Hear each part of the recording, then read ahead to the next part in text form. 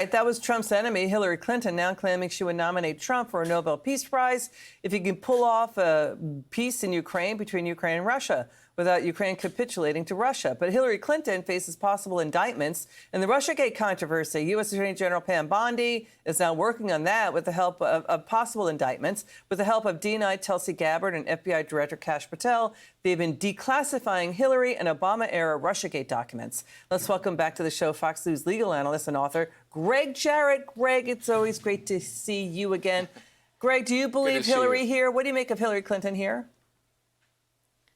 Well, if you notice, she's hedging her bets by conditioning a Trump Nobel endorsement on no exchange of territories and a total withdrawal of all Russian troops from the regions they already control, the Donbass eastern region, significantly. So, her demand, I think, is in some ways unrealistic. She knows it.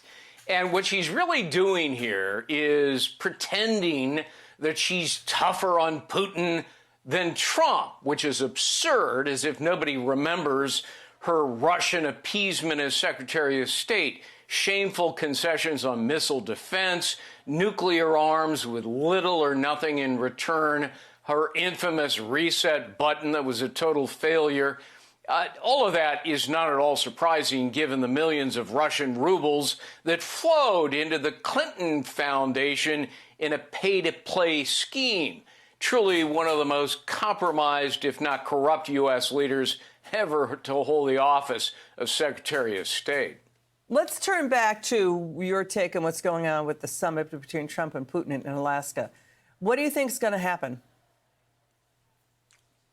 The priority, obviously, is a ceasefire, Liz, by threatening further trade and tariff and oil and gas sanctions, which Putin can ill afford. It's an economy, after all, that runs on oil and gas sales, already down, as you point out, 30%. So cutting them off further would really be quite devastating in a war that's costing the Kremlin reportedly $300 million per day, which is 40% of their government spending. That's unsustainable given their high inflation, anemic growth, population that is weary and angry over the war debt, 250,000 and counting. Trump could also work, and you pointed this out, I'm glad you did. Trump could work with Europeans to confiscate the $300 billion in Russian assets held in the West. Right now, all they get's the interest. But they could take away the $300 billion. So, the longer the war goes on, the more Putin runs the risk of losing political control in Russia. And Trump does have leverage for a ceasefire.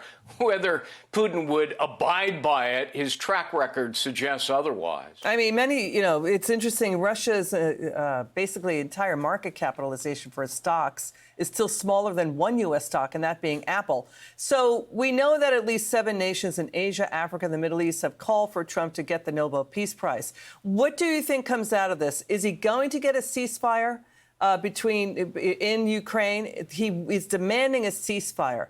And if that doesn't happen, he's threatening severe economic consequences against Russia. What do you think is going to happen going forward?